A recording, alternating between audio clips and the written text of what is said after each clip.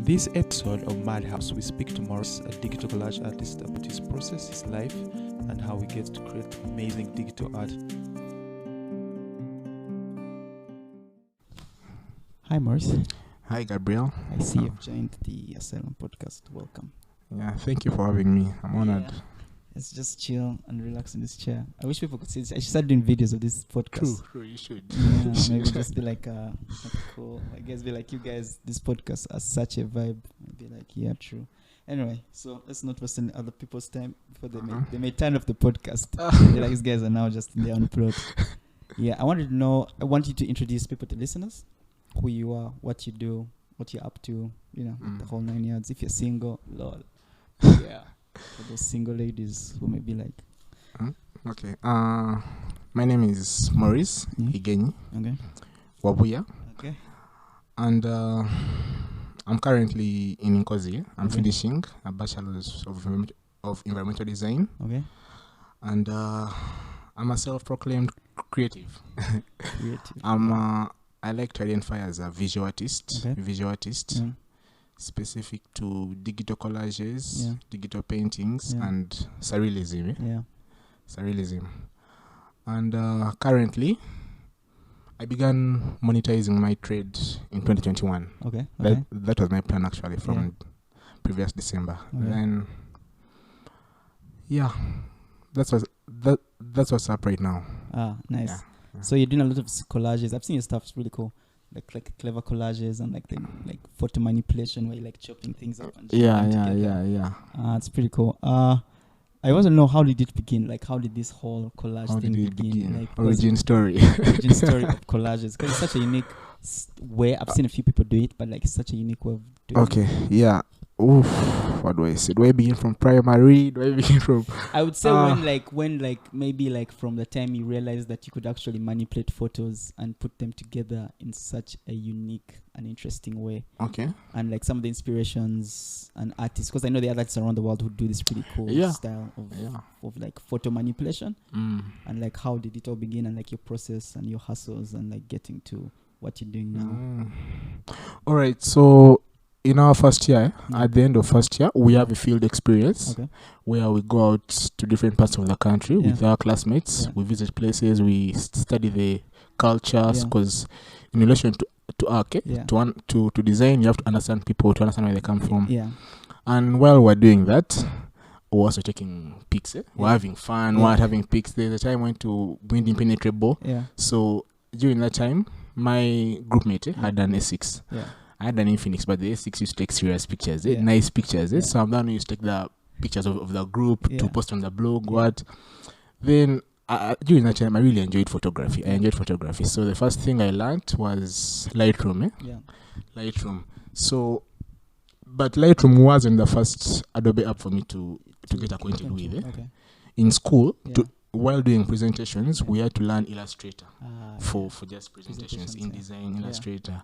So when we're in first year, they are ahead of us. Taught us Illustrator because that's what they knew. So you only teach what you know.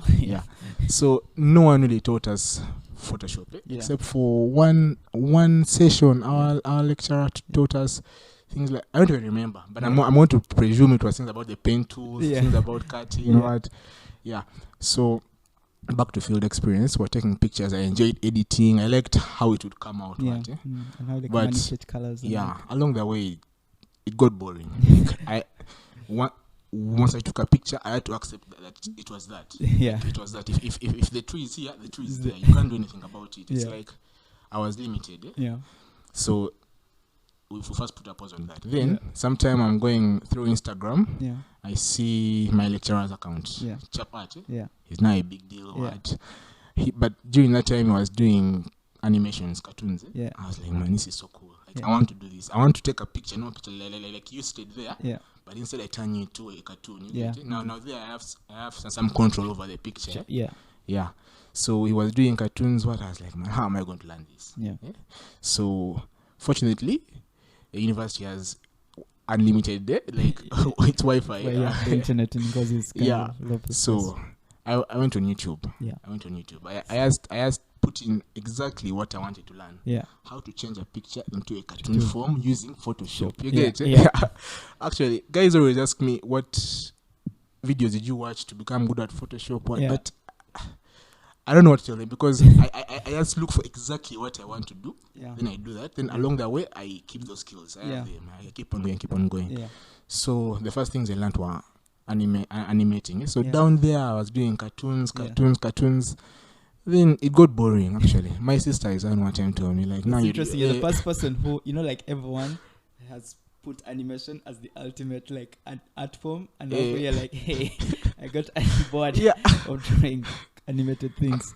So, like, I was good at it, but my sister was like, it's getting, like, okay, there's nothing wrong with it. It's still nice, but it's now the same thing. Yeah? So I was like, man, shit, I have to bring something new. Right? But then some other time, still doing the same experience. Yeah. I took a picture of my friends. They were as if looking over a bridge. And then I had this other picture of the Buya forest. Yeah. So this is the first time I play with photos. Yeah. I got that picture of them looking over a bridge. I removed the lake, and then I just put the forest. Yeah. It's something. It's really simple. But I was like, wow. I was like, it actually looks like they're looking at the forest. Yeah. Because I played with the lighting. Then this is where now the first time I came across digital collages. There's this guy. He's Ugandan. Isaiah Kajumba. I don't know, but I guess it's called Isaiah. I went through his Instagram, and this guy is like, sometimes you see something and you just like you really enjoy what you're seeing. Yeah. So every time I go through his account, even today, if I'm lost for inspiration, I just go down there, because he actually stopped doing digital collages. Now that's photography. Yeah. But now I will go down when I'm looking for inspiration and go down. I'm like, how did he do this? So back then, I didn't have a clue. Now he was doing what he was doing. Yeah. I was like, how is he doing this? So there's a post he had where flowers are coming out of her head. Yeah. I was like, let me try this. Yeah. I won't just try exactly what he has done. So I went on YouTube. Yeah. How to put flowers in a head using Photoshop. Like, I will put it exactly the way it is. Yeah. You're one of those guys, literal Google search. Actually, that's how I did on Google. I will put exactly how the thing I'm thinking. Yeah. I will put it there. Yeah. So I began trying. So it was like that. I'll take pictures, I play with them. At that point, it was just for fun. Yeah. I didn't even know I was growing. I was just doing.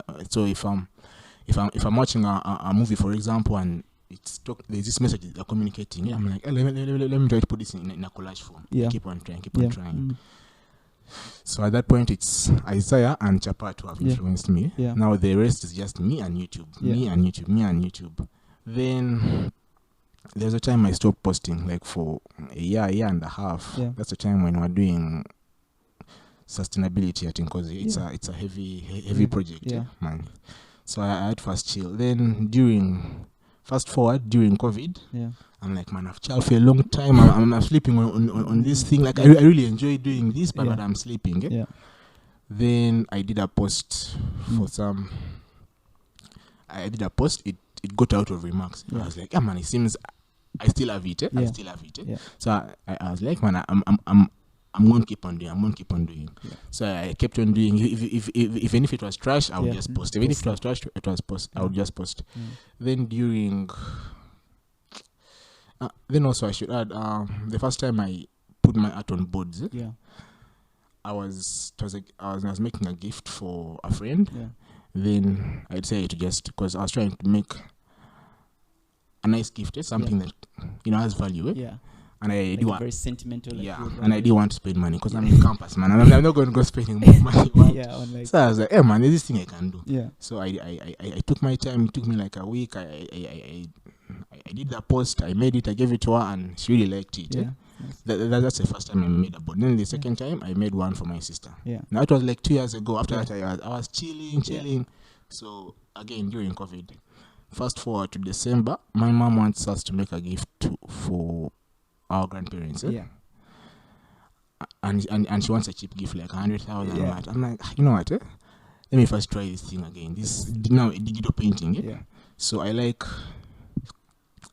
vintage themed things. Yeah. So I was like, I'm going to create a painting on Photoshop and make it look like the actual painting. Yeah. And then we shall print it out. Yeah. So I took my time. I wasn't even sure how to call it because in my files on the laptop it's called abstract art painting. I didn't know how to call it. Yeah. Then I took my time. I used Photoshop. Now at this point I wasn't using YouTube as much because I had learned so much. I could know if I want to do this. I know what I have to do. What tools and exactly. Like I was now well versed enough. Okay. Yeah. So it took me a while. I made for our grandparents. Then I didn't go to the village, but we sent the paintings. Yeah. Then they were more excited. Like there's a cousin of ours who made a video, and they were very excited. I was like, oh man, seeing these things are nice. Like then I posted them. People are like, man, how did you do this? How did you do this? Yeah. Like I either painted it. I'm like, I don't know what to say. Did I pay? I mean, I created it, but did I paint it? You're like, I did some stuff. I created it. So I was like I didn't in particular paint it. But it couldn't have been created if I wasn't there. Yeah. So I wasn't sure how to call it. I just say it's digital art. Then now at that point I'm thinking about how do I make money out of this thing, because it seems like it has an impact on people, but like how do I make money? Monetize it, find a way. I could make collages, but like how do I make it personal to someone? So the digital paintings were the first. Okay. So when people see my digital paintings, it's not like that's the thing, the only thing I want to do. It's just like, it's like if you're playing a video game, there are very many achievements. So this is just one achievement. I'm like, digital paintings. Now I'm like, there are so many things I have to do. Then I began making digital paintings from January. I sometime I was coming to Kampala. I had spoken to a friend of mine. He was like, man, you should post these things. Like, guys will buy what? I had never posted like to really sell. Then sometime I posted, and man, the reaction was big. Guys were interested, but then I wasn't also prepared for that reaction. I just posted just to post. Well, so when guys began asking for prices, I was really it got me off guard. So at some point I cheated myself. At other times I lost clients because I wasn't sure. Of course, right now I am, but at that point I wasn't sure. Then again on those digital paintings. When people always ask me, do you paint them? I always refer them to Westworld. I don't know if you've watched Westworld. I've seen Westworld. Yeah, so when that guy was trying to get investors for his clone business, he called the investor at his party. The investor was talking to some lady, what they were vibing, the babe child. Then when the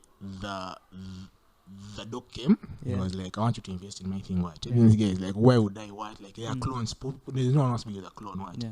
Then this guy was like, the woman you're talking to is a clone. And you couldn't tell. You get it? So, and the guy was like, if you can't tell the difference, does it matter? Like, there's something you want. So, that's the thing I always tell people, like, you want a painting.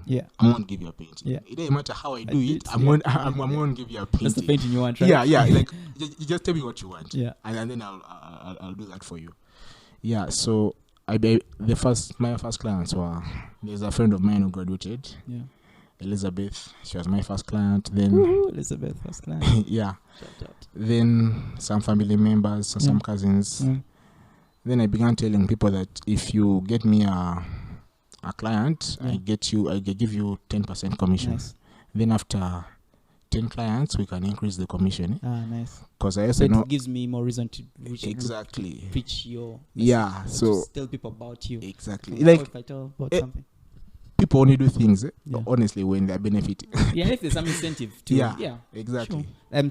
Some sort of value to me. You get like it has to be value or an incentive. Exactly. So if you give me value, I'm like, I'll pay for it. If you are So it helps when I'm just stayed there. I can be at home. Then an agent, I like to call them agents. It's like I have this client. They've deposited this amount. Like you can begin on it. So I just do the work. I send it to my guy in Kampala. He prints on canvas. He delivers it.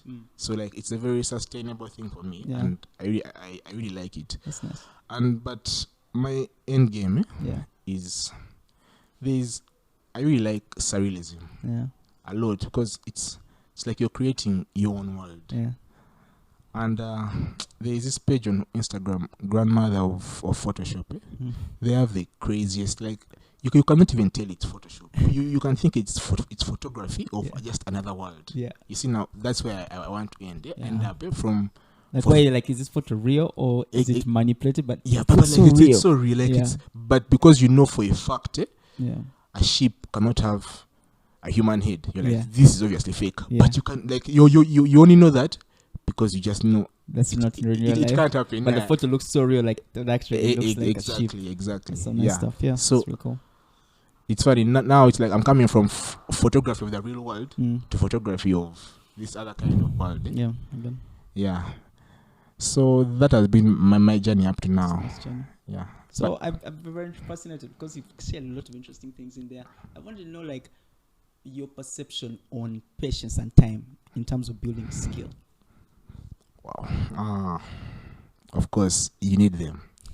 Because it seems like in the market, seems like if you can learn quickly and like shortcuts seem to be the way to get it. But like your story seems to have a lot of like, let's just heads down and grind and figure it out. It will come kind of dynamic. Yeah. And I also wanted to know what your thought process is. Were there moments where like this is not happening quick enough, or I am not learning this tool quick enough to like get the look or the feeling I'm going for? Because I mean, Photoshop, you don't just know how to use the pen tool like the first day. True. Like it takes a while to like, that's how things work. Yeah. So just want to know what your I think patience and time. Yeah. Honestly, if you ask anyone, everyone knows you need patience and time for anything. Yeah. But it's one thing to know it; it's another thing to practice it. Yeah. They are two different things. Yeah. So, looking back, the reason why I would watch a whole 15-minute video is probably because I really wanted to make this thing at the end. There's this thing I wanted, and I really wanted it so bad. And I was like, these 15 minutes are nothing. But that doesn't mean that I haven't seen also like an hour video and I'm like, this is going to take too long. Yeah. This is going to take too long.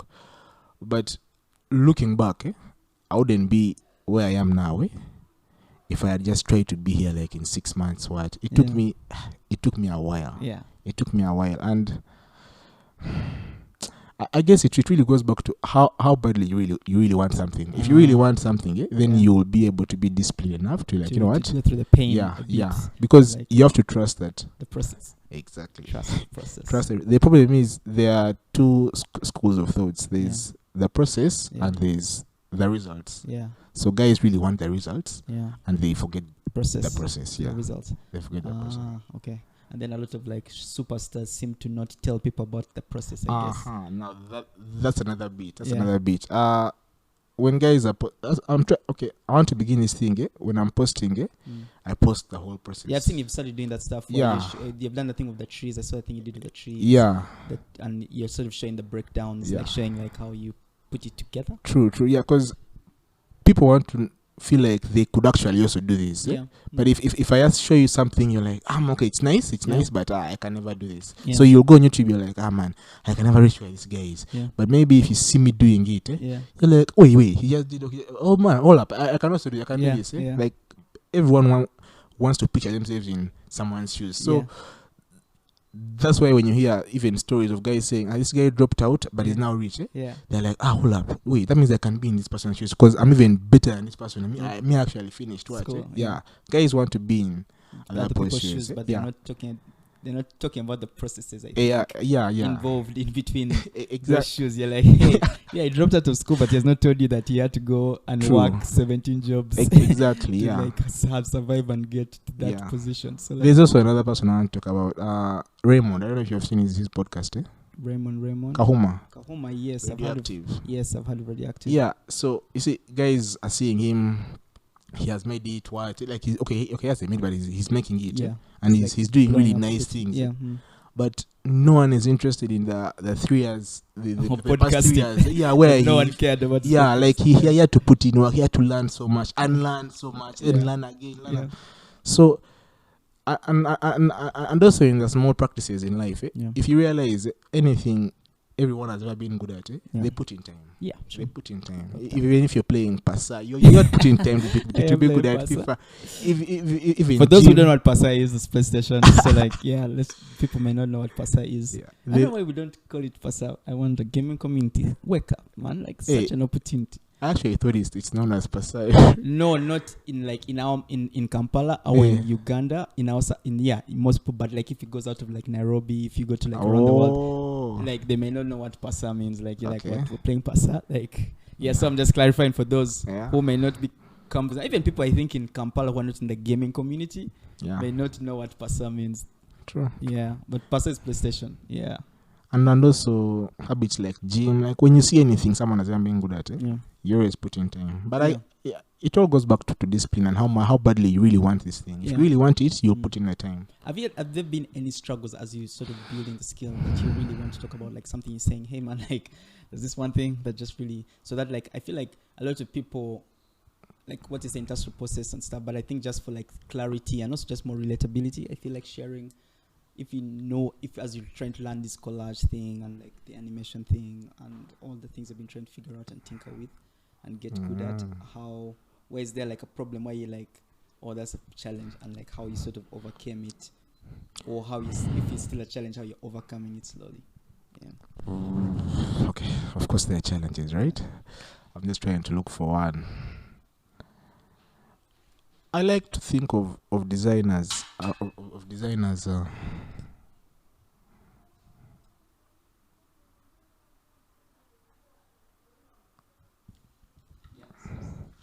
challenges. I like to think of designers. Anything I make, I don't really think of it as a mistake. So if I come across a challenge and I fail to do what I want to do, it is something. It might not be what I want to do, but it is something. So I stop sometimes. I don't want to say I give up, but I stop. Like it's almost like saying, let me just reset. Or like because like for example, these paintings. The first time actually I tried was years ago, but it didn't really come out well. Then the next time I tried it, along the way I must have learned something. Then I was good all of a sudden. Like the poster I even recently made of trees. Well, some months back I would see those posters and I'm like, how can I do this? Then I did it and I'm like, okay, I guess. How do you overcome challenges? I don't want to say time. But you just keep doing. You just have to work through it. You just keep producing. But another challenge I wanted to talk about was sometime now when I began monetizing it, looking for places to print art, and I began trying to reach out to other digital art groups. Sometimes it feels like you're alone. At least that's how I felt. I felt like I was, because every person I knew was through Instagram. Those are the guys who are inspiring me. And then the other pages were from like for foreigners. Like, and like sometimes those guys I had to reach or. And I asked a colleague of mine, Rodney. Rodney. He's introduced me to the place where they print their paintings. Then he told me about Digi Art Fest. Digi Art Fest. Lauren's thing. I looked it up, but okay, it wasn't very particular to what I was looking for. A lot of comics and like and illustrators and gamers. It wasn't what I was looking for. Exactly. Actually, I was like, okay, it's digital art. Shit, it's like a Comic Con of ours. Exactly.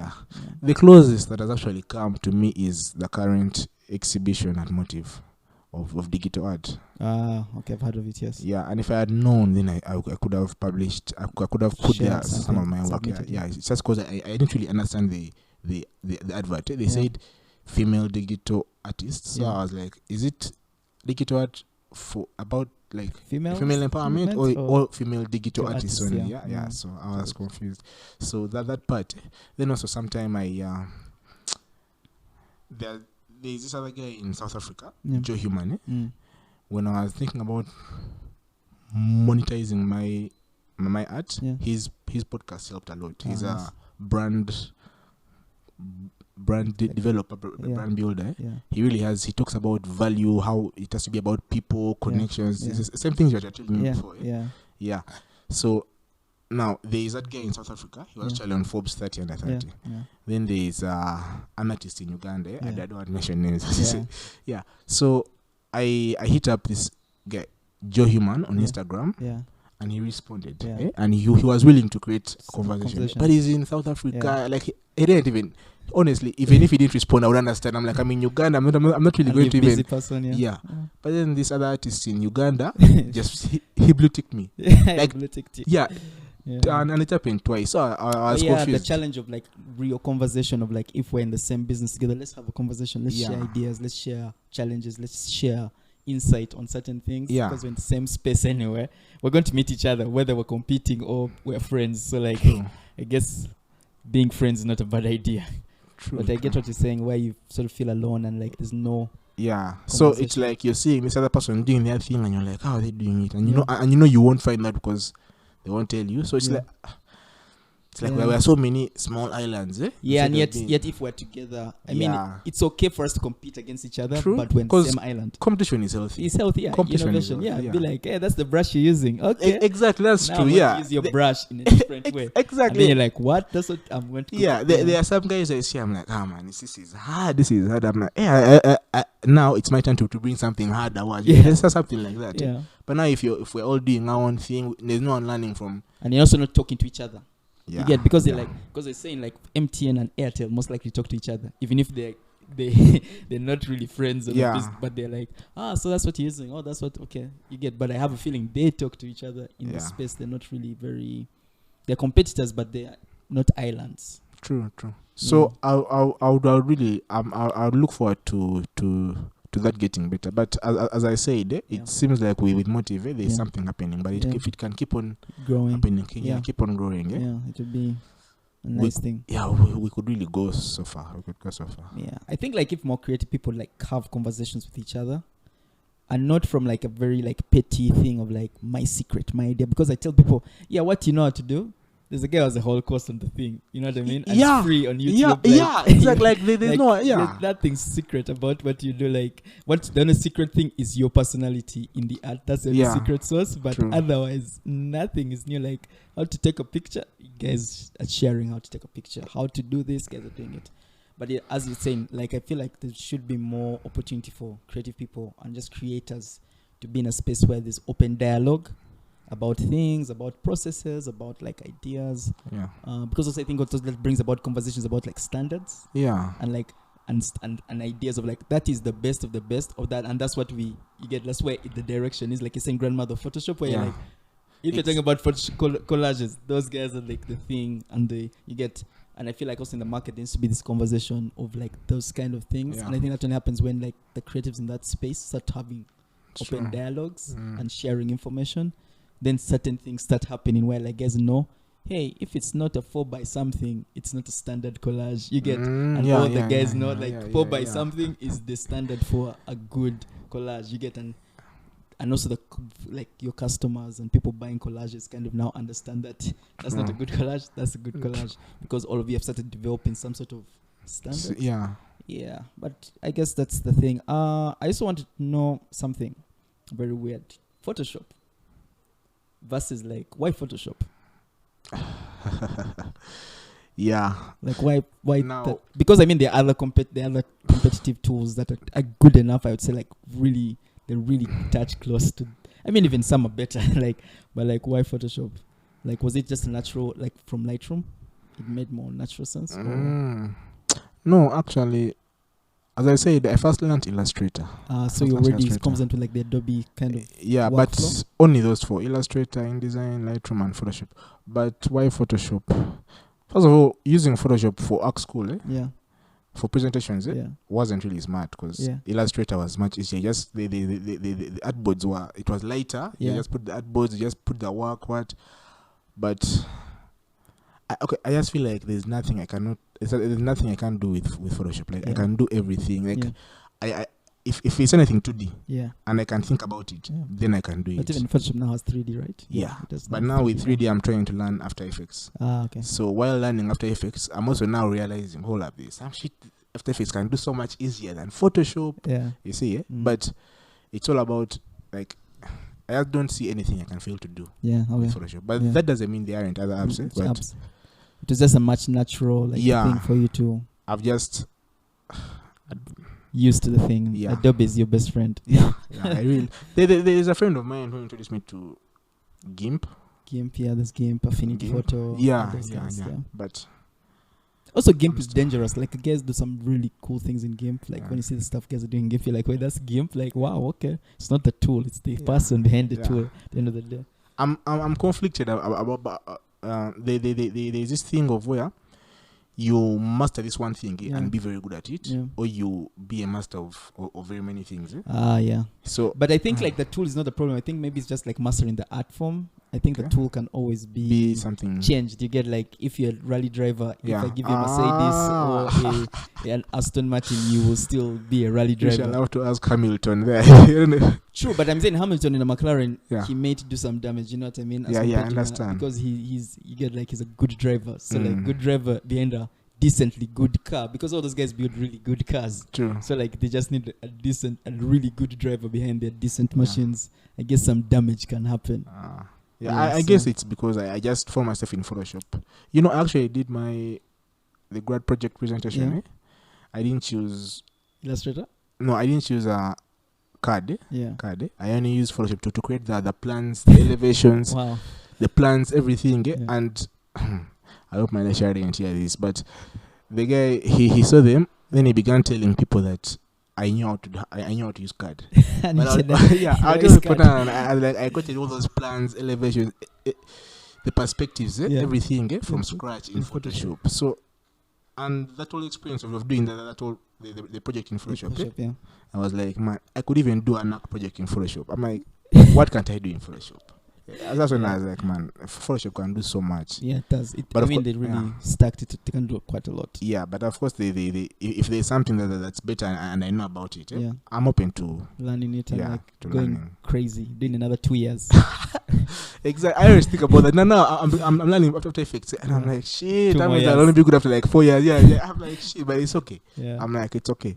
Because I also have a feeling, like, Photoshop is nice and all, but I always tell people, who are being on Photoshop, like I'm glad I learned Photoshop, but if I was to go back, I would have preferred to learn After Effects, because I feel like motion, and even the movie industry in Uganda, you can see where it's headed. The graphics, like there's a lot of potential here, and there's even sometimes some guy was looking for a video editor. It took him weeks to find, but he was looking for a graphics designer. He found them in 3 days. But the video, it took him. Like, it shows there's a whole gap there. There's a gap. There's a gap there that.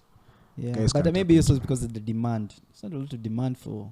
Really, but it's I don't know. I feel like in terms of the market, like there's not a lot of video. Like if you see even the amount of output, video stuff is created. Even like big organizations, you get like there's not a lot. You'd expect like an MTN to turn around like. Hotels to use them for adverts. Like you'd expect their output for video to be high, but it's not a lot.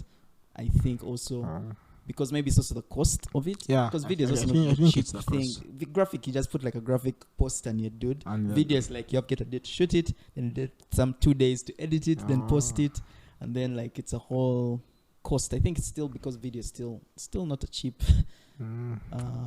Because I was looking at the impact it has on it's much more powerful. It's much more powerful. In terms of emotions. Emotions. It is a much more powerful medium to use, but I don't think it's still a cheap thing. Or maybe people overthinking it, I would say.